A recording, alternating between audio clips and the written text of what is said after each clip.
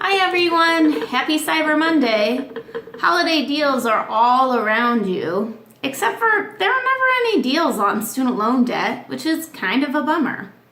So the next best thing might seem like loan forgiveness, but how do you really decide if something like public service loan forgiveness or PSLF is really the right thing for you?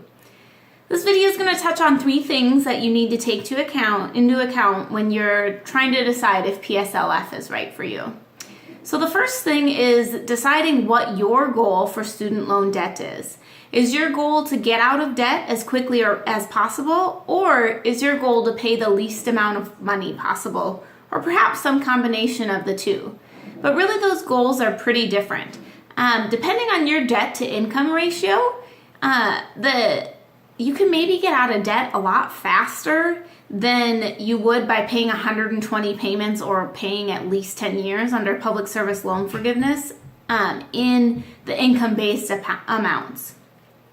So other things to think about are, if your debt gives you anxiety, sometimes it can keep you from investing in other things like a 401k or a Roth IRA, or maybe not keep you from investing in them entirely, but keep you from maximizing those outlets to make additional income.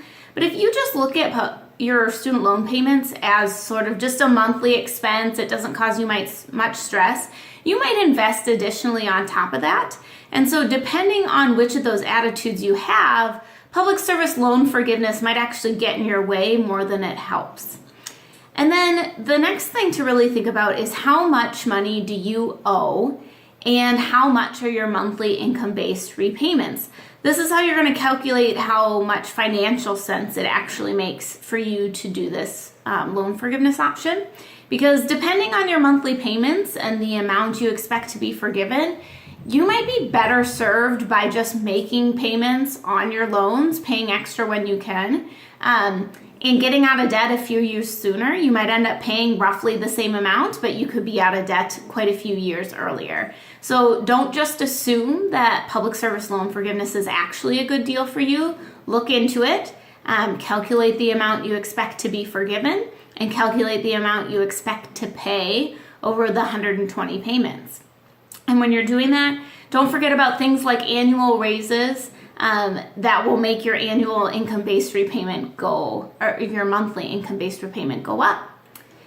And then the last thing to think about is part of that financial calculation, and it's really, do you have any private loans? If so, how much?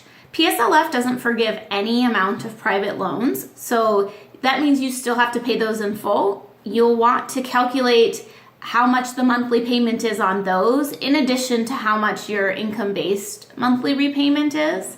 And make sure that you take that into account when you're calculating the amount to be forgiven and how much you'll pay.